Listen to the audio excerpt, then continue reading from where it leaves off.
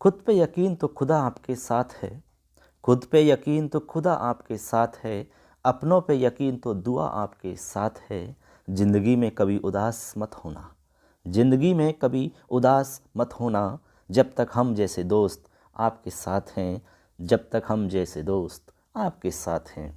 आपका अपने YouTube channel Lakhan माली में पुनः स्वागत करते हैं। नमो नमः सर्वे पे प्यार भरा नमस्कार सभी प्यारे विद्यार्थियों के लिए। दोस्तों, आज 12वीं कक्षा के विद्यार्थियों के लिए हम संस्कृत साहित्य का जो हम वैदिक साहित्य का टॉपिक हमने स्टार्ट किया है, उसी के क्रम में आज हम अगला वीडियो लेकर आए हैं। यजुर्वेद के विषय में आज हम बात करेंगे बच्चों। इससे पहले हमने ऋग्वेद के विषय में जितनी भी जानकारी थी कंप्लीट आपको हमने बताई थी अच्छे से, और आपको जो भी आगे और भी मैटर रहेगा उसको भी आपको हम बताएंगे।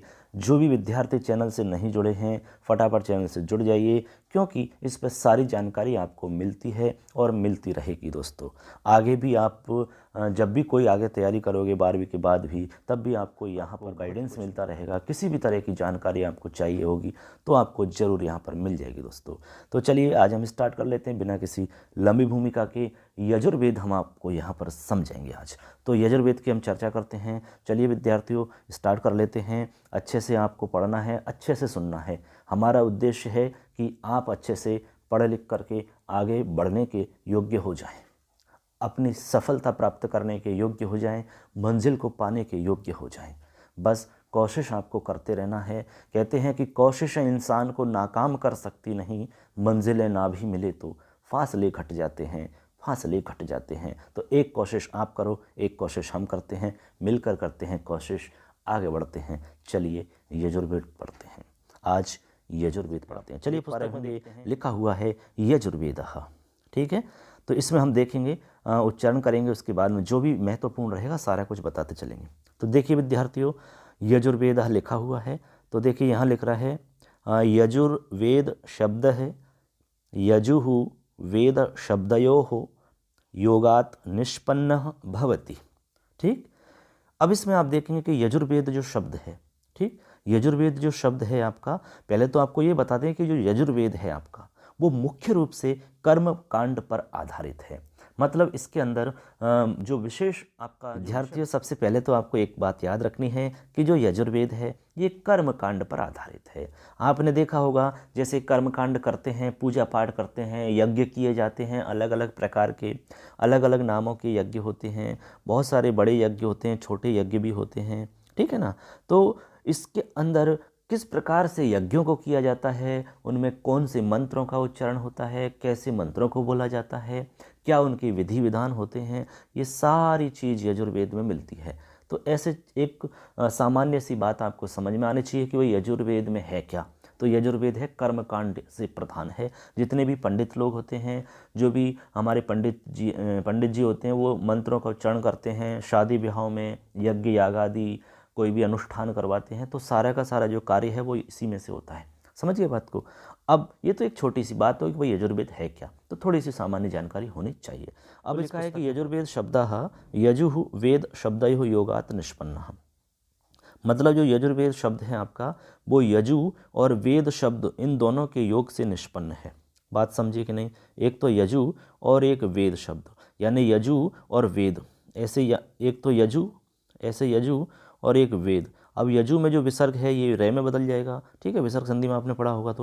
तो यजुर्वेद आपका बन जाएगा। तो ऐसे इसलिए कह रहे हैं वो कि भाई यजुः और वेद इन दोनों शब्दों के योग से निष्पन्न है आपका यजुर्वेद शब्द, ठीक है। तो यहाँ तक आपको ये एक लाइन हो जाती है।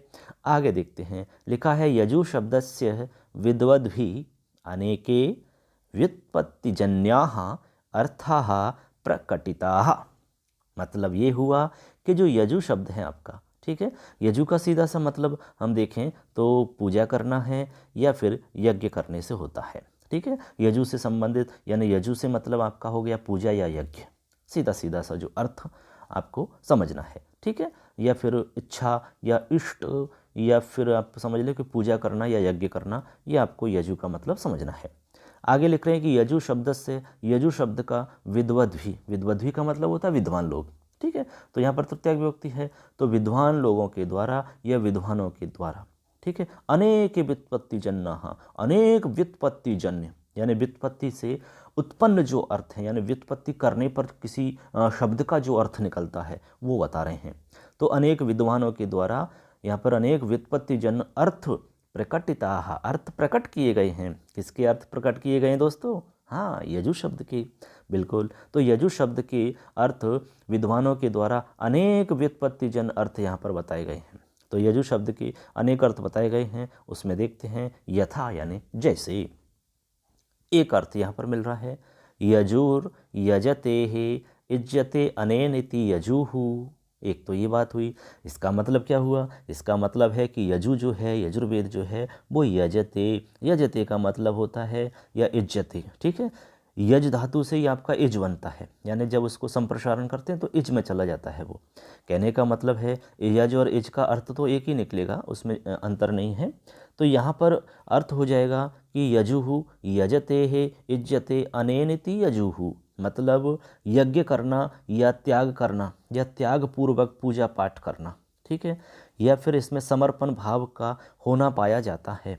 तो सीधा सा मतलब हो गया यजु यजते इज्जते अनेनिति यजु, मतलब जहाँ पर यज्ञ करना या त्याग पूर्वक पूजा करने का भाव रहता है वो यजु है, उसे कहते हैं यजु।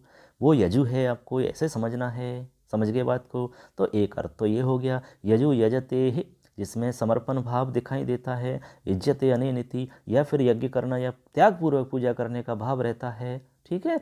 या फिर इष्ट जो होता है, ठीक है, इष्ट का भाव रहता है हमारा, ठीक है। और या फिर हम कह सकते हैं कि भाई हम समर्पण भाव से पूजा पाठ करते हैं, ऐसा अर्थ रहता है, वो यजु है। आगे लिखते हैं अनियताक्षर अवसानो यजुहु, अनियताक्षरो अवसानो यजुहु, और जिसमें नियत अक्षरों का अवसान है, यानी नियत अक्षर जहाँ नहीं रहते हैं। अब नियत अक्षर कैसे होते हैं? नियत का मतलब निश्चित अक्षर, जहाँ नहीं रहते हों अनियत होते हैं, जिनको हम कहते हैं कि नियत अक्षरों का जहाँ अभाव रहता है, जहाँ अवसान रहता है, वो कहते हैं अनियत अक्षर। तो अनियत अक्षर जहाँ होंगे वो यजुर्वेद है, वो यजु है। अनियत अक्षर से मतलब है बच्चों कि जहाँ पर जैसे आपको पता है कि एक तो गद्य होता है, एक पद्य होता है। गद्य के अंदर आपकी जो पंक्ति लिखी रहती है, जैसे गद्य लिखा हुआ है, इसमें कोई भी नियत अक्षर नहीं होते कि भाई इतने ही अक्षर होने चाहिए, इतने ही वर्ण होने चाहिए, ठीक है, लास्ट में आपको ये गण होना चाहिए, ऐसा कुछ नहीं होता है। ये सब कहाँ होता है? ये पद्यों में होता है। तो पद्य के अंदर नियत अक्षर होते हैं, ऐसे आप कह सकते हो, ठीक है। वहाँ पर ये नियम लगते हैं, यानी कि छंद का नियम लगता है। गद्य में छंदों का नियम नहीं लगता, तो वहाँ पर अनियत अक्षरों का अवसान यजुर्वेद है। कहने का मतलब यजुर्वेद में गद्य मिलेगा आपको, गद्य के रूप में मिलेगा आपको ये। आगे इसके दो पार्ट होंगे, वो भी आपसे बात करेंगे हम। तो अनियत अवसानो यजु, ये अर्थ बताया है अलग अलग विद्वानों ने, ठीक। आगे देखते हैं। तो यहाँ तक आपको समझ में आया होगा कि भाई इसका अर्थ क्या है, आखिर इस यजुर्वेद में है क्या, ठीक। आगे देखते हैं। आगे लिख रहा है तात्पर्यमिदमस्ति यत्, ठीक है, यानी तात्पर्य है कि, यत् यानी कि होता है, यानी इसका तात्पर्य है कि यज्ञ संबंधी मंत्राहा यजुहु, ठीक है, यानी यज्ञ संबंधी मंत्र यजुर्वेद है या यजु है, ऐसे आपको समझना है। तो यज्ञ तात्पर्य यह है कि यज्ञ संबंधी मंत्राः यजुहु, यानी यज्ञ संबंधी मंत्र यजुर्वेद है या यजु है, ठीक है।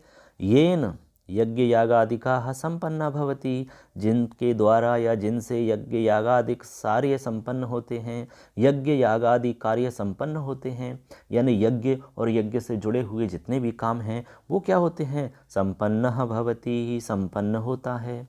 स यजुहु, वह यजुर्वेद है, वह यजु है, ठीक है। यजु का मतलब यजुर्वेद से है, समझ गए बात को, क्योंकि यजु में वेद जोड़ेंगे तो यजुर्वेद बनेगा कि नहीं। आगे लिख रहे हैं येषु मंत्रेषु, ठीक है, इन मंत्रों में पद्यानाम एवं अक्षर संख्या निर्धारिता न संति, पद्यों की तरह अक्षर संख्या निर्धारित नहीं है। हमने कहा कि भाई पद्यों में जैसे अक्षर संख्या निर्धारित होती है, तो यहाँ पर कह रहे हैं कि इन मंत्रों में पद्यानाम एवं, पद्यों की तरह, पद्य होता है ना श्लोक हमारा, तो पद्यों की तरह अक्षर संख्या निर्धारित नहीं है, ठीक है। तानी यजुंशी इति, तानी यजुंशी यानी वो यजुंशी है, यजुंशी गद्यानी, और यजुंशी यानी यजुर्वेद में क्या है? गद्य है, ठीक है, इसमें गद्य मिलेगा आपको। तो इस प्रकार से आपने देखा यहाँ पर कि यजुर्वेद का अर्थ अलग अलग विद्वानों के द्वारा अलग अलग व्युत्पत्तिजन्य अर्थ की बात की गई थी, अर्थ बताया गया था। तो आपको सीधा सिंपल एक अर्थ समझना है यजुर्वेद का, कि जिसमें कर्मकांड का कार्य विशेष रूप से होता हो, या यज्ञ करना या त्याग पूर्वक पूजा पाठ करना, वो आपका यजुर्वेद है। जिसमें समर्पण भाव दिखाई देता हो, वो आपका यजुर्वेद है। कुल मिला के इसमें कर्मकांड से संबंधित कार्य या यज्ञ संबंधी मंत्र होते हैं, ठीक है, या यज्ञ यागादिक जो कार्य हैं वो यहीं संपन्न होते हैं। चलिए आगे बच्चों, आगे लिखा है, यहाँ से देखेंगे, यज्ञ यानी यज्ञ में अध्वर्युभिः उपयुज्यमानाः मंत्राः एव यजुर्वेदे संकलिताः सन्ति। मतलब क्या हुआ बच्चों? मतलब हो गया इसका कि यज्ञ में, ठीक है, यज्ञ के अंदर अध्वर्यु भी यानी अध्वर्यु के द्वारा। अब ये अध्वर्यु क्या आ गया, इसको भी समझेंगे, ठीक है, चिंता नहीं करें। एक ये आ रहा अध्वर्यु, तो अध्वर्यु क्या है इसको भी बताएंगे। पहले समझ लो कि यज्ञ अध्वर्यु भी यानी यज्ञ में अध्वर्यु के द्वारा उपयुज्यमाना मंत्रः, उपयुक्त में लिए गए मंत्र ही, जो उपयुज्यमान मंत्र हैं वो मंत्र ही, जिनको काम में लिया जाता है वो मंत्र ही यजुर्वेदे संकलिताः सन्ति। वही यजुर्वेद में संकलित हैं भैया, वही मंत्र यजुर्वेद में संकलित हैं। कौन से मंत्र? जिनको अध्वर्यु उपयोग में लिया है, यानी अध्वर्यु ने जिन मंत्रों का उपयोग लिया है, जिन मंत्रों को काम में लिया है ना, वही मंत्र तो यजुर्वेद में संकलित हैं, वही मंत्र आपको यजुर्वेद में मिलते हैं। अब अध्वर्यु क्या है, चलो समझते हैं। देखो बच्चों, अध्वर्यु को समझने के लिए हम आपको एक बात बताते हैं। आपको समझना है कि यज्ञ में 4 प्रकार के ऋत्विज होते हैं। कितने? 4, यानी 4 प्रकार के क्या होते हैं? ऋत्विज, ठीक है। ऋत्विज का आपको समझना है कि भाई जो यज्ञ के कामों को संभालने के लिए एक मुखिया बनाया जाता है, एक मुख्य व्यक्ति को ये कार्य दिया जाता है कि आपको ये फला कार्य करना है, आपको ये कार्य संपन्न करना है, आपको ये कार्य करना है, ठीक है। तो ऐसे ही यहाँ पर अलग अलग प्रकार से विभाजन करते हैं। तो यहाँ पर आप देखेंगे 4 प्रकार के ऋत्विज होते हैं। तो पहला होता है ऋग्वेद के अंदर। तो ऋग्वेद का जो आपका ऋत्विज होगा उसका नाम होता है होता, उसको हम कहते हैं होता। क्या कहते हैं? होता। समझ गए बात को? उसका नाम है होता। इसके बाद में जो यजुर्वेद के अंदर जो ऋत्विक होगा उसका नाम है अध्वर्यु। समझ गए बात को? अध्वर्यु, ये एक मुख्य कार्य करने वाला है। ऐसे ही आपका सामवेद के अंदर जो होता है उसको कहते हैं उद्गाता, ठीक है। ये आपको सामवेद में भी मिलेगी ये डिटेल आपको। सामवेद में जो होता है उसको कहते हैं उद्गाता, ठीक है। तो एक तो हो गया अध्वर्यु, एक हो गया उद्गाता, ठीक है। इसके बाद में अथर्ववेद में होता है ब्रह्मा, ठीक है। ये सभी कार्यों को देखने वाले ब्रह्मा जी होते हैं, यानी जो ब्रह्मा जिसको बनाते हैं ना, जो कार्य संभालता है ब्रह्मा के पद पर रह करके, वो सभी के कामों को देखते हैं। यानी जब बहुत बड़ा यज्ञ प्रतिष्ठान हो रहा होता है तो इनकी सबकी नियुक्ति होती है। होता, अध्वर्यु, दुगाता और ब्रह्मा, ये सब अपने अपने कार्य को संभालते हैं। ऐसे आपको समझ लेना है। तो कुल मिला के 4 ऋत्विज हुए। तो आप समझ गए होंगे कि भाई अध्वर्यु क्या है, ठीक है ना। तो ऐसे करके हमने आपको बताया इसमें कि यज्ञ के अंदर अध्वर्यु के द्वारा जो उपयोग में लिए गए मंत्र संकलित हैं, ऐसे आपको यहाँ पर समझना है। तो आप समझ गए होंगे कि अध्वर्यु क्या है। चलिए आगे देख लेते हैं। आगे लिखा है, यज्ञस्य वास्तविकम विधानम अध्वर्यु एव करोति ही, यानी यज्ञ का वास्तविक विधान जो है वो अध्वर्यु ही करता है। हमने कहा ना कि भाई अध्वर्यु को मुख्य काम दिया जाता है। तो और आपके यजुर्वेद में मुख्य रूप से यज्ञ का ही काम होता है, यज्ञ से जुड़े हुए काम होते हैं। तो फिर अर्थ हो गया कि यज्ञ का वास्तविक विधान, ठीक है, अध्वर्यु के द्वारा ही होता है या अध्वर्यु ही करता है। चलिए आगे देखते हैं। आगे लिखा है, अतः इसलिए अयम यजुर्वेदाः, यह यजुर्वेद यज्ञ विदेः अति सन्निकृष्टम संबंधम रक्षति ही। यह यजुर्वेद यज्ञ विधि का, यज्ञों की विधि का, यज्ञ विधि का अति सन्निकृष्टम, अति सन्निकृष्टम का मतलब अत्यधिक सामीप्यता, सन्निकृष्ट होता है ना समीपता, तो अत्यधिक समीपता से संबंधम रक्षति, संबंध की रक्षा करता है, ठीक है, तो मतलब हो गया सीधा सा, दोबारा समझ लीजिए। अतः यह अयम यजुर्वेदा, यह यजुर्वेद यज्ञ विधि की अत्यधिक निकटता से, अत्यधिक समीपता से संबंधम रक्षति, संबंधों की रक्षा करता है या उसकी रक्षा करता है। ऐसे आपको समझ लेना है। तो यहाँ तक आपको कोई दिक्कत नहीं है किसी भी तरह की। कोई भी आपकी दिक्कत है, किसी भी प्रकार का प्रश्न है, तो फटाफट आप कमेंट बॉक्स में जा करके अपना सवाल टाइप करें, आपको ज़रूर उत्तर मिलेगा। दोस्तों, चैनल सब्सक्राइब नहीं किया है तो ज़रूर कर लीजिए, क्योंकि बार बार कहने की आवश्यकता नहीं है। सारी जानकारी प्राप्त करना चाहते हो, सब कुछ मैटर आप उपलब्ध चाहते हो एक ही जगह पर, तो अपने दोस्तों को ज़रूर जोड़िए और स्वयं भी जुड़िए, लाभ उठाइए खुद भी, और अच्छे से पढ़ते रहिए, आगे बढ़ते रहिए। चलिए आगे बढ़ते हैं। तो यहाँ देखते हैं आगे लिख रहा है यजुर्वेदः मुख्यतः द्विधा विभक्तः अस्ति। जो आपका यजुर्वेद है ना बच्चों, ये 2 भागों में विभक्त है। चलिए बताते हैं आपको। तो यजुर्वेद के 2 भाग हैं। आपको ये समझना है कि यजुर्वेद जो है आपका, वो 2 भागों में विभक्त है बच्चों। याद रखना है आपको, हर लाइन से प्रश्न बन रहा है। आपसे कहा कि यजुर्वेद मुख्य रूप से द्विधा विभक्ता, यानी कितने भागों में विभक्त है। आपसे प्रश्न आया कि भाई कितने भागों में विभक्त हैं, तो 2 भागों में विभक्त है आपका। तो नाम लिखना है, एक तो कृष्ण यजुर्वेद और दूसरा है शुक्ल यजुर्वेद। ठीक, तो कृष्ण यजुर्वेद शुक्ल यजुर्वेदश्च, ये 2 भाग हो गए आपके। तो यजुर्वेद मुख्य रूप से 2 भागों में विभक्त हुआ, कृष्ण यजुर्वेद और शुक्ल यजुर्वेद। अब इन दोनों के विषय में आपको आगे बताया जा रहा है कि भाई कृष्ण यजुर्वेद क्या है, शुक्ल यजुर्वेद क्या है। चलिए वो भी जान लेते हैं, बहुत ही अच्छे से कहानी के माध्यम से आपको यह समझना है। चलिए, लिखा है पौराणिक मतानुसार, यानी पौराणिक मतों के अनुसार, पौराणिक मत के अनुसार बताया जा रहा है क्या। तो देखते हैं पौराणिक मत के अनुसार क्या बताया जा रहा है। तो देखते हैं, लिखा है व्यासः, जो व्यास जी थे उनके लिए व्यासः वैषम्यपायनाय वेदम प्रोवाच। सबसे पहले हम बात करें तो वैषम्यपायन जी के लिए व्यास जी ने इस वेद को पहले बताया, यानी प्रोवाच किया, उसको बताया गया, इसका ज्ञान दिया।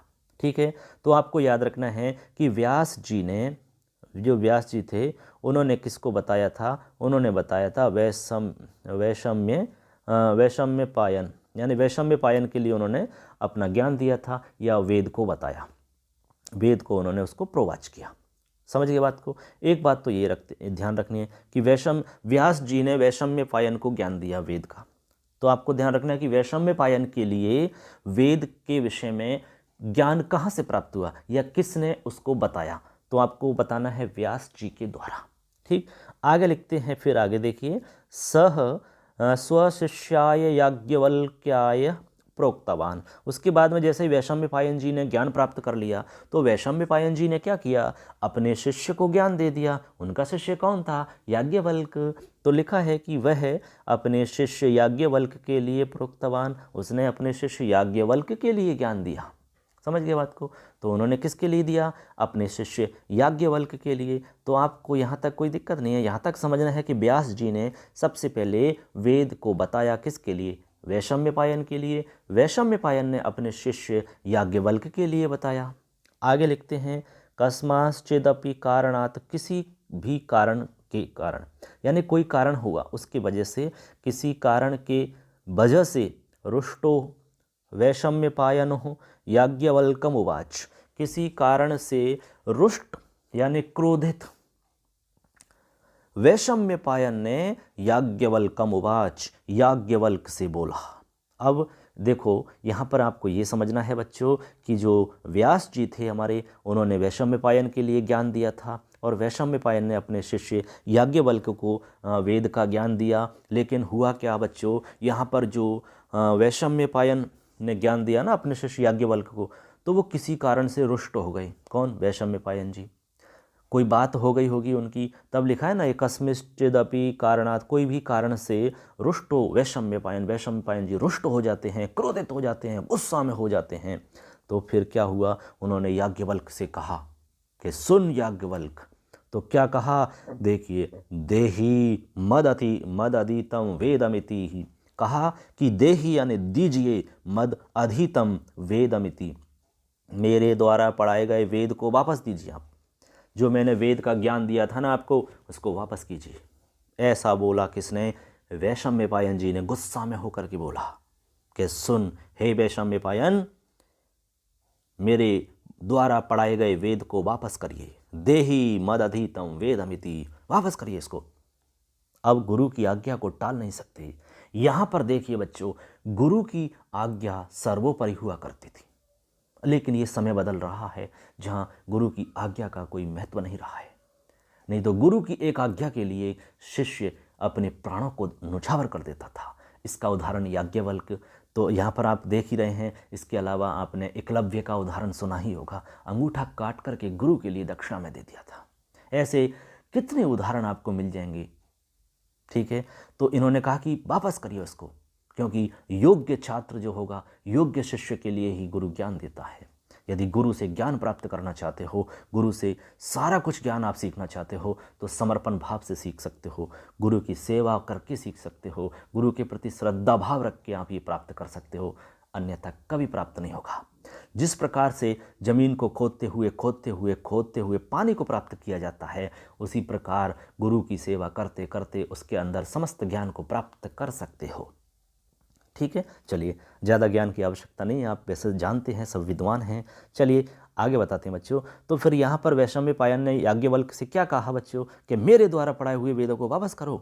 अब देखिए, उस याज्ञवल्क्य ने गुरु की आज्ञा का पालन किया। फिर तो क्या किया, देखो लिखा है, याज्ञवल्क्य गुरुवचनस्य अनुपालनाय ततः अधीतं वेदस्य सद्यः वमनं कृतवान। देखो देखो देखो क्या किया, याज्ञवल्क्य गुरुवचनस्य अनुपालनाय, याज्ञवल्क्य ने गुरु वचन की अनुपालना में, गुरु की पालना में, गुरु वचन की पालना में, तथा अधीतम, उनसे अधीत यानी उनसे पढ़े गए वेदस्य, वेद का सद्यः वमनम कृतवान, उसी समय उन्होंने क्या कर दिया, वमन कर दिया। वमन का मतलब वोमिटिंग, उल्टी करना।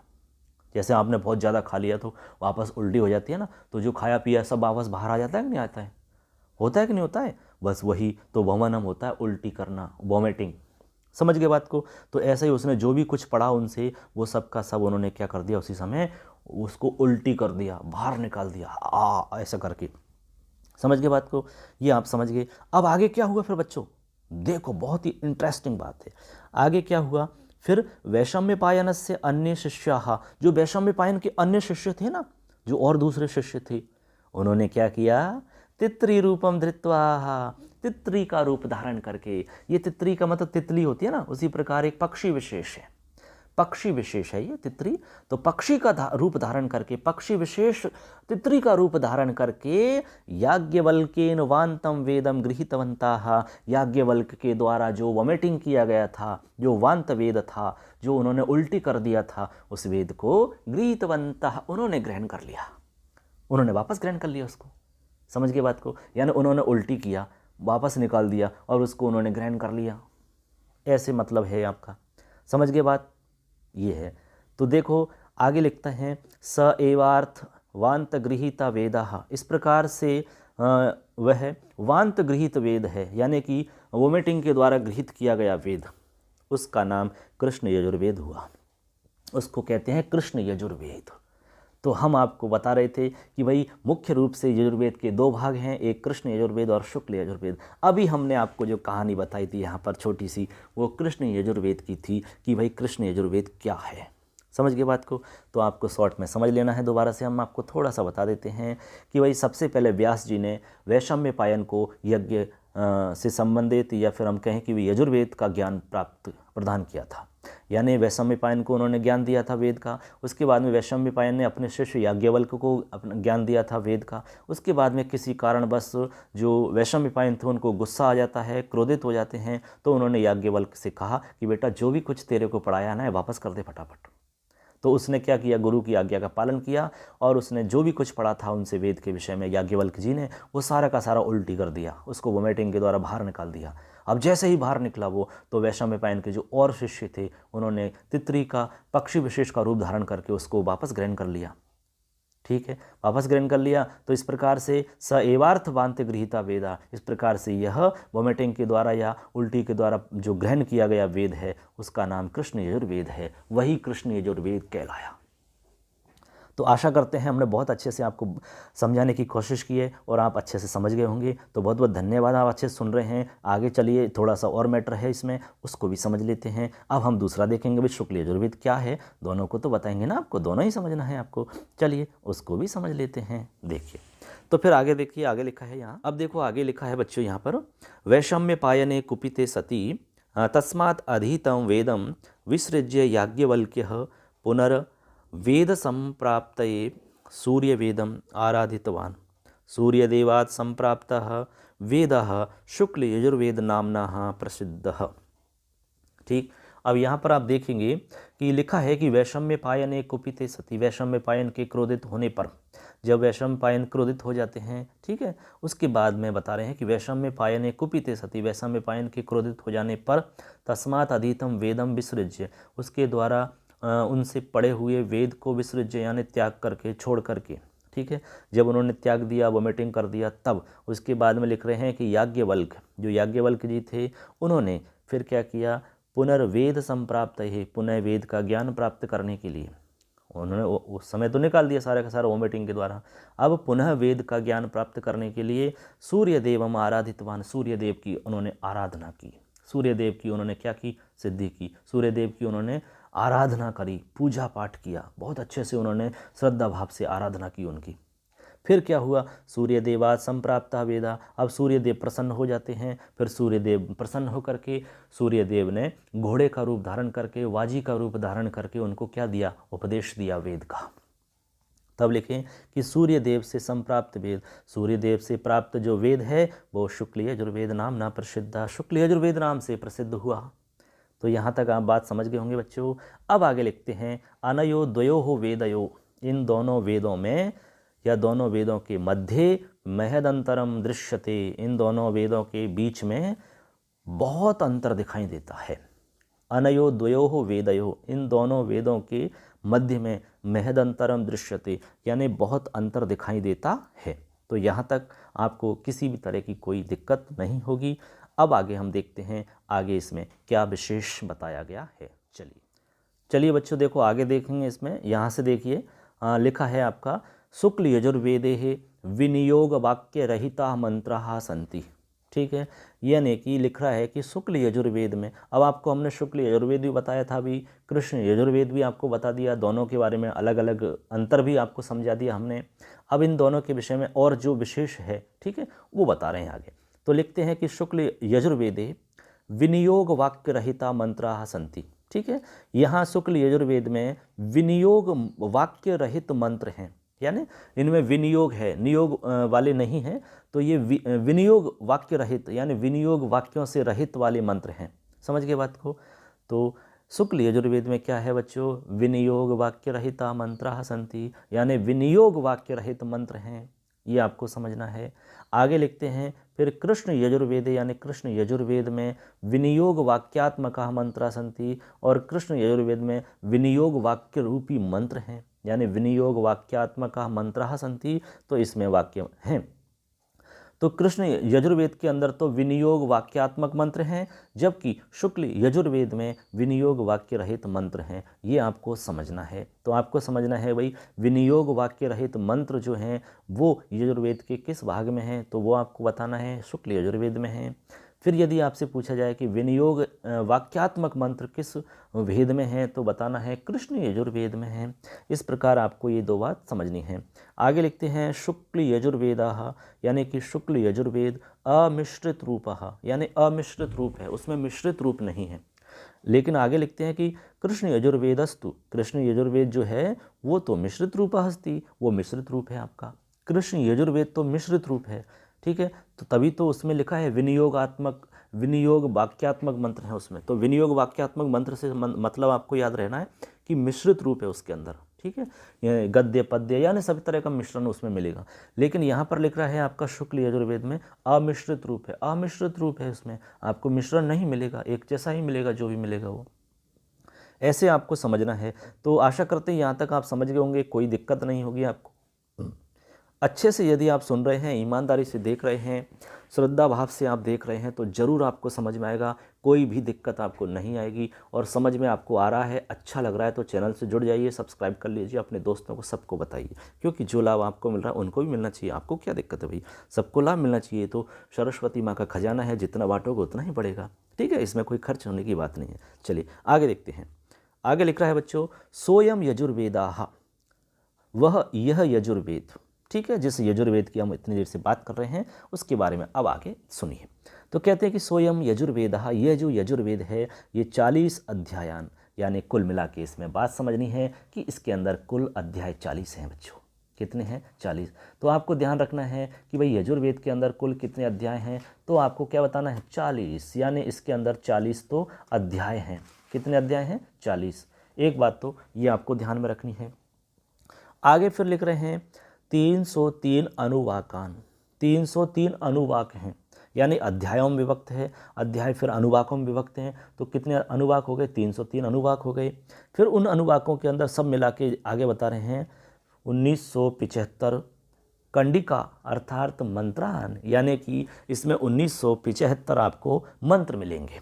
कितने हैं? 1900 लिखा है 1975 कंडिका या मंत्रान, यानी 1975 आपको इसमें मंत्र मिलेंगे। तो यहाँ तक आप समझे कि यजुर्वेद के अंदर 40 अध्याय, 303 अनुवाक और 1975 मंत्र। यहाँ से आपका कोई भी प्रश्न बन सकता है कि नहीं बन सकता है? कैसे कि भाई यजुर्वेद के अंदर कुल कितने अध्याय हैं? 40 अध्याय, ठीक। उसके बाद में कितने अनुवाक हैं? 303 अनुवाक। अच्छा, मंत्र कितने हैं? 1975 मंत्र हैं। आगे देखिए, आगे लिख रहा है कि शब्द कितने हैं। तो यहाँ लिखा हुआ है 29,625, ये लिख रहा है, ये देखो यहाँ लिखा हुआ है 29,625 शब्दान, यानी 29,625 इसमें क्या हैं? शब्द। यानी इसमें कुल शब्द कितने हैं यजुर्वेद की बात करें तो 29,625 शब्द हैं।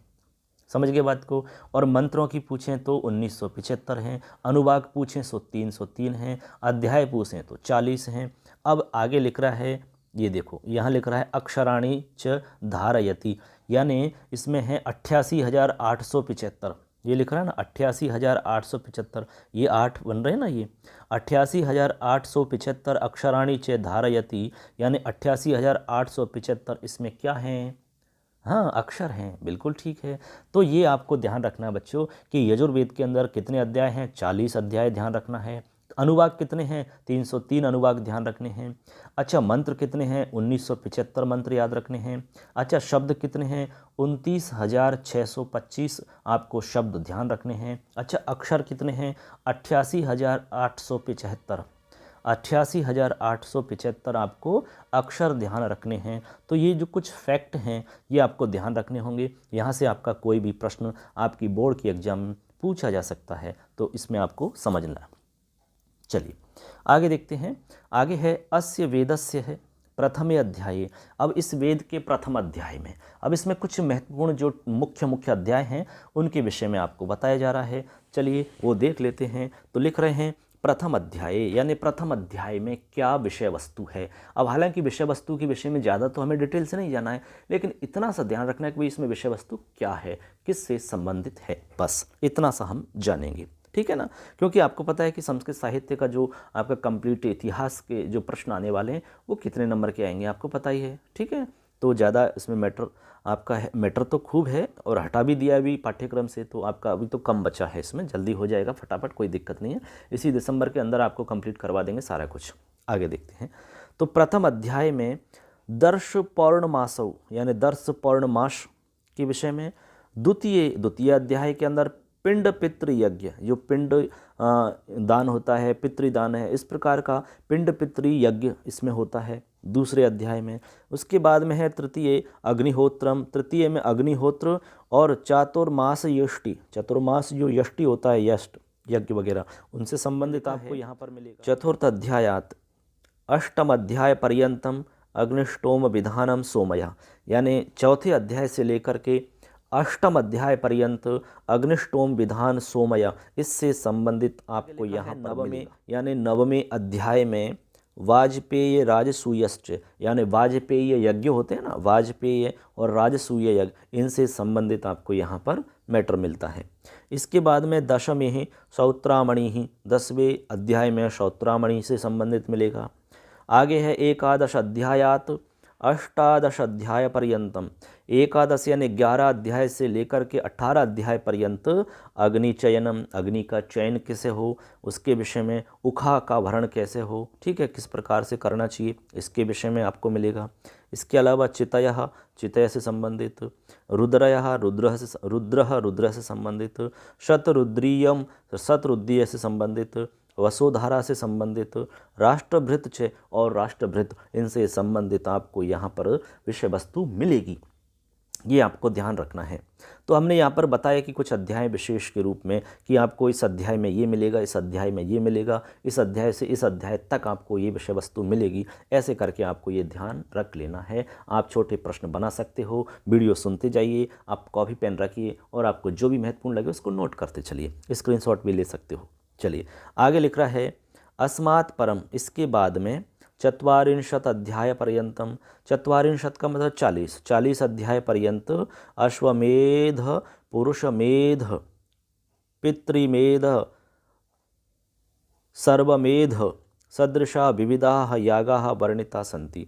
कह रहे हैं कि 40 अध्याय पर्यंत यहाँ पर अश्वमेध, पुरुषमेध, पितृमेध और सर्वमेध के सदृश विविध यागा वर्णिता सन्ति, अनेक प्रकार के यज्ञों के विषय में वर्णन है, यज्ञों का वर्णन किया गया है। ठीक है, किनके जैसा, अश्वमेध के जैसा, पुरुषमेध के जैसा, पितृमेध के जैसा, सर्वमेध के सदृश, इनके सदृश विविध याग यानी विविध यज्ञों का वर्णन है यहाँ पर। फिर लिख रहे हैं अस्यांतिमः अध्यायाः ईशावास्योपनिषदः निषद रूपः अस्ति। ये बहुत ही इंपॉर्टेंट लाइन है, बहुत ही इंपॉर्टेंट। आपका प्रश्न आ गया कि भाई यजुर्वेदस्य अंतिम अध्याय का, यजुर्वेद का अंतिम अध्याय तो वो है ईशावास्योपनिषद रूप हस्ति, यानी ईशावास्योपनिषद जो उपनिषद है ये बहुत ही इंपॉर्टेंट है। तो ये ध्यान रखना है आपको कि अंतिम अध्याय जो है ईशावास्योपनिषद है। ठीक है, ये आपको ध्यान में रख लेना है। चलिए, तो यहाँ तक आपको जो भी महत्वपूर्ण बातें हैं वो सारी की सारी याद रहेंगी आपको। अच्छे से आप सुन रहे हैं, बहुत अच्छा है, ईमानदारी से आप देख रहे हैं, बहुत बहुत धन्यवाद आपके लिए। चलिए थोड़ा सा और है, इसको भी बता देते हैं, उसके साथ में आपका ये पूरा मैटर आज का आगे देख लेते हैं। थोड़ा सा और बचा हुआ है, यहाँ से देखिए, लिख रहा है शुक्ल यजुर्वेदस्य संहिता, शुक्ल यजुर्वेदस्य संहिता वाजस्नेही संहिता अपि कथ्यते। कहते हैं कि वे शुक्ल यजुर्वेद की जो संहिता है उसको वाजस्नेही संहिता भी कहते हैं। ये आपको ध्यान रखना है। आपको ध्यान रखना है कि वाजस्नेही संहिता किसे कहा जाता है या वाजस्नेही संहिता किससे संबंधित है। तो आपको ध्यान रखना है शुक्ल यजुर्वेद की जो संहिता है उसको वाजस्नेही संहिता भी कहा जाता है। अब क्यों कहेंगे इसको तो आगे बताएंगे अभी हम। तो ये ध्यान रखना आपको फैक्ट कि शुक्ल यजुर्वेद की जो संहिता है उसको वाजस्नेही संहिता भी कहते हैं। ठीक, यहाँ तक समझ में आया। अब आगे लिखा है अस्याह नामकरण प्रसंगे इदम प्रसिद्धम यत्, इसके नामकरण के प्रसंग में यह प्रसिद्ध है कि, किसके नामकरण में, शुक्ल यजुर्वेद या फिर वाजस्नेही संहिता। तो यहाँ पर आएगा वाजस्नेही संहिता। तो यहाँ पर जो वाजस्नेही संहिता नामकरण हुआ है, क्यों इसको कहते हैं वाजस्नेही संहिता, इसके विषय में लिख रहा है कि अस्या नामकरण प्रसंगे, इसके नामकरण के प्रसंग में यह प्रसिद्ध है कि क्या, आगे देखिए, याज्ञवल्क्येन आराधितः सूर्यः वाजी भूत्वा तस्मै वेदस्य उपदेशं कृतवान। मतलब याज्ञवल्क्य ने, आपको पता है कि वे उपासना की थी, किसकी, सूर्य देवता की, यानी सूर्य भगवान की उपासना करी उन्होंने, किसके लिए, वेद को जानने के लिए। तो फिर सूर्य याज्ञवल्क्येन आराधिता सूर्य, याज्ञवल्क्य के द्वारा आराधना की गई सूर्य ने वाजी भूत्वा यानी घोड़े का रूप धारण करके, घोड़े का रूप धारण करके तस्मै वेदस्य उपदेशम कृतवान, उन्होंने वेद का उपदेश किया उनके लिए। तत्कालादेव इयम संहिता, उसी समय से यह संहिता वाजस्नेही संहिता नामना प्रसिद्धा जाता, उसी समय से यह संहिता वाजस्नेही संहिता नाम से प्रसिद्ध हो गई। समझ गए बात को, कैसे समझ गए, तो याज्ञवल्क्य जी ने जब सूर्य की आराधना करी तो सूर्य जी, जो सूर्य भगवान थे, उन्होंने वाजी का रूप धारण करके यानी घोड़े का रूप धारण करके उनको उपदेश दिया था वेद का, उसी समय से यह संहिता वाजस्नेही संहिता कहलाती है। सिंपल सा है, तो ये समझ गए होंगे आप। चलिए आगे देखते हैं। तो यहाँ तक तो कोई दिक्कत होगी नहीं आपको बच्चों, आपको कोई दिक्कत नहीं होगी, किसी भी तरह की दिक्कत नहीं हो, इसीलिए हम ये इतना प्रयास कर रहे हैं आपके लिए। चलिए आगे देखते हैं, आगे लिख रहा है कि शुक्ल यजुर्वेदस्य द्वे शाखेस्तः। शुक्ल यजुर्वेद जो है उसकी 2 शाखाएं हैं बच्चों। कितनी शाखाएं हैं? 2 शाखाएं। तो चलो उनको भी समझ लेते हैं, जब इतना समझ लिया तो 2 शाखाएं कौन कौन सी हैं शुक्ल यजुर्वेद की? यहाँ से भी प्रश्न बन सकता है कि शुक्ल यजुर्वेदस्य कति शाखा या कितनी शाखाएं हैं, तो आपको देना है कि द्वे शाखिस्ता, यानी 2 शाखा हैं। कौन कौन सी हैं? माध्यम दिन शाखा और कण्व शाखा। माध्यम दिन शाखा का नाम हुआ, एक दूसरा हुआ कण्व शाखा। तो शुक्ल यजुर्वेद की 2 शाखा हुई, माध्यम दिन शाखा और दूसरी हुई कण्व शाखा। ये याद रखना आपको, ठीक है ना। आगे लिखते हैं, माध्यम दिन शाखा उत्तर भारते प्राप्यते। जो माध्यम दिन शाखा है आपकी, ये उत्तर भारत में प्राप्त होती है, यानी उत्तर भारत के अंदर इसको ज़्यादा प्रयोग में लेते हैं। फिर आगे लिखते हैं, कण्व शाखा दक्षिण भारते महाराष्ट्र लभ्यते। और जो कण्व शाखा है वो दक्षिण भारत में महाराष्ट्र में प्राप्त होती है। कहाँ पर प्राप्त होती है? महाराष्ट्र के अंदर, दक्षिण भारत में, ठीक है ना। तो ये आपको ध्यान में रखना है कि माध्यम दिन शाखा उत्तर भारत में प्राप्त होती है और कण्व शाखा दक्षिण भारत में महाराष्ट्र में प्राप्त होती है। अनयो शाखयो संहिते भिन्नेपि स्वल्पमेव भेदम धारयताः बहुष्वंशेषु समानता विद्यते। बहुष्वंशेषु समानता विद्यते मतलब संहिते अनयो शाखयो, यानी इन दोनों शाखाओं के संहिते भिन्नेपि, यानी संहिताओं में भिन्नता होने पर भी स्वल्पमेव भेदम, यानी कुछ भेद धारण करती हुई भी, यानी कुछ भेद धारण करते हुए भी बहुष्वंशेषु समानता विद्यते, बहुत से अंशों में समानता भी है। यानी जो 2 शाखाएं हैं इनमें भिन्नता है, चलो ठीक है, भिन्नता तो है ही, लेकिन कह रहे हैं कि कुछ भिन्नता धारण करती हुई भी इनमें कुछ समानता भी है, ये बता रहे हैं वो। तो इस प्रकार से ये एक सामान्य सी जानकारी हुई यहाँ तक आपकी, तो कोई इसमें खास बात नहीं है। अच्छे से आप ईमानदारी से सुन रहे हैं केवल। अरे आप जब भी समय मिले तब सुन लीजिए, आप खाना बना रहे तो सुन लीजिए, खाना खा रहे तो सुन लीजिए, आप घूम रहे तो सुन लीजिए। अरे फालतू का समय खराब करने से अच्छा है कुछ अच्छा सुनो, मोबाइल का अच्छा उपयोग करो। चलिए, तो ये सारा प्रयास आपके लिए बच्चों, बस समर्पण भाव से याद करते रहें, समर्पण भाव से आप अच्छे से पढ़ते रहें। हमेशा आप याद करो ना करो, लेकिन आपको ज्ञान तो प्राप्त करना है, अच्छे से मंजिल तो प्राप्त करनी है। अरे आप जो भी प्राप्त करना चाहते हो जीवन के अंदर, सफलता प्राप्त करना चाहते हो, वो सफलता आपको जरूर मिली। बस हम तो यही चाहते हैं बच्चों। चलिए आगे लिखते हैं, इसमें कृष्ण यजुर्वेद से चतस्र शाखा प्राप्यन्ते। कृष्ण यजुर्वेद की 4 शाखाएं प्राप्त होती हैं बच्चों। कितनी शाखाएं प्राप्त होती हैं? 4 शाखाएं प्राप्त होती हैं। अब 4 शाखाएं कौन सी हैं? चलो हम देख लेते हैं एक बार। तो 4 शाखाएं प्राप्त होती हैं, लेकिन यहाँ 3 का ही नाम दिया है। चलो हम चौथा नाम आपको बता देंगे। तो यहाँ पर एक शाखा का नाम है तैत्तिरीय शाखा, दूसरी है मैत्रायणी शाखा और एक है काठक शाखा। इसमें एक बच गई कपिष्ठल शाखा। तो एक शाखा का नाम बच गया कपिष्ठल शाखा। तो इन्होंने किताब में नहीं दी, तो चलो हम बता देते हैं। चौथी शाखा का नाम है कपिष्ठल शाखा, ऐसे आपको याद रखना है, ठीक है। कपिष्ठल शाखा। तो आपकी 4 शाखा हो गई ना, तैत्तिरीय शाखा, काठक शाखा, मैत्रायणी और कपिष्ठल शाखा। ये 4 शाखाएं आपकी इसमें प्राप्त होती हैं। किसमें? यजुर्वेद, कृष्ण यजुर्वेद के अंदर 4 शाखाएं उपलब्ध हैं। आपको ध्यान रखना है कृष्ण यजुर्वेद में कितनी शाखाएं भैया? 4 शाखाएं हैं। नाम ये रही नाम आपकी, तैत्तिरीय शाखा, काठक शाखा, मैत्रायणी, कपिष्ठल शाखा। ऐसे आपको नाम याद रख लेना है। अब जिन्होंने PDF प्राप्त हो गई हैं, जिनके पास, जो हमने साहित्य के नोट्स आपको उपलब्ध करवाए हैं PDF के रूप में, हमारे खुद के बनाए हुए, उसमें हमने ट्रिक्स भी बताई है कि कैसे याद रखना है। उसमें हमने थोड़ा सा संक्षिप्त में बनाया, लेकिन मोस्ट इंपॉर्टेंट जो चीज़ें हैं उसमें हमने बनाई है उसके अंदर। तो उसमें आप देख सकते हो, जिन विद्यार्थियों को PDF नोट्स चाहिए अलंकारों के, छंद के और संस्कृत साहित्य के, इतिहास के, ये आप जो भी चाहते हो तो भाई हमें आप मैसेज कर दीजिए। कमेंट बॉक्स के अंदर जाकर के अपना नाम लिखेंगे, ठीक है ना। इसके अलावा अपना ज़िला कौन सा है वो लिखेंगे और स्कूल का नाम लिखेंगे और हमारे पास मैसेज भेज दी, सर हमें ये नोट्स चाहिए। तो आपको जरूर नोट्स मिल जाएंगे बच्चों। बहुत सारे विद्यार्थियों को हम नोट्स उपलब्ध करवा रहे हैं। राजस्थान के तमाम विद्यार्थी हमसे जुड़े हुए हैं, बहुत अच्छी बात है बच्चों। ज़्यादा से ज़्यादा विद्यार्थी हमसे जुड़ें और लाभ प्राप्त हो आपको। सारा कुछ फ्री में, निःशुल्क, घर बैठे मिल रहा है आपको, बस और क्या चाहिए। चलिए, ये हम सब मिलकर के प्रयास कर रहे हैं। इस प्रयास को हम सफल करते हैं और उद्देश्य को सफल बनाते हैं। तो देखिए यहाँ पर आपने देखा कि भाई कृष्ण यजुर्वेद जो है इसकी 4 शाखाएं हैं, ठीक है ना। इन 4 शाखाओं के हमने नाम अभी आपको बताए थे। जब भी आपको लगे कि इंपॉर्टेंट है तो स्क्रीनशॉट ले लिया करो, लिख सकते हो। तैत्तिरीय शाखा के अंदर जो है, हालांकि विशेष कुछ भी नहीं है। तैत्तिरीय शाखा में इयम प्रधाना शाखा, ये प्रधान शाखा है। अस्याम शाखायाम सप्तखंडा, इस शाखा में सप्तखंड हैं।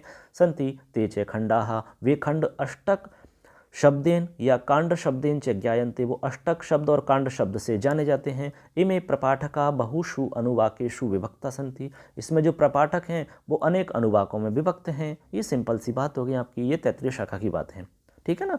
आगे है मैत्रायण संहिता, तो मैत्रायण संहिता के अंदर कह रहे हैं कि इमे द्वे अपि संहिते, इनमें दो संहिते तैत्तिरीय संहिताम अनुकुरुतः, यानी ये इमे द्वे अपि संहिते, यानी ये दो जो संहिताएं हैं ना, ये तैत्तिरीय संहिताम अनुकुरुतः, ये तैत्तिरीय संहिता का अनुकरण करते हैं।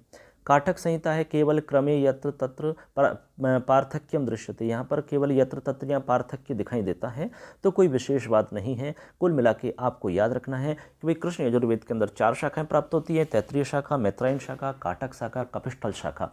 ऐसे करके आपको हमने बताया यजुर्वेद के विषय में, हम पूरी जानकारी आपको बता चुके हैं दोस्तों। आपने अच्छे से सुना ऐसा हम विश्वास करते हैं, यकीन है हमें कि आप अच्छे से सुन रहे होंगे, अपने दोस्तों को भी बता रहे होंगे, अपने दोस्तों को भी चैनल से जोड़ रहे होंगे, जिससे कि सबको लाभ हो, सभी बच्चे आराम से पढ़ सकें, किसी को कोई दिक्कत नहीं हो। यही हमारा प्रयास है, यही हमारी इच्छा है और यही हम चाहते हैं, यही चैनल का उद्देश्य है। तो चलिए दोस्तों, आज इतना ही पर्याप्त है इस वीडियो में, फिर आपसे मुलाकात करेंगे अगले टॉपिक के साथ में। तब तक के लिए इतना ही, पर अच्छे से इसको, इतना आपको जो बताया उसको अच्छे से सुने, बार बार सुने, और जो भी इंपॉर्टेंट लगे उसको आप लिख सकते हो। तो अपना और अपनों का रखिए ध्यान। मिलेंगे आपसे पुनः, मैं आप सबका दोस्त लखनलाल माली। चलिए मिलते हैं अगली बार। धन्यवाद दोस्तों। जय तु भारतम, जय तु संस्कृतम।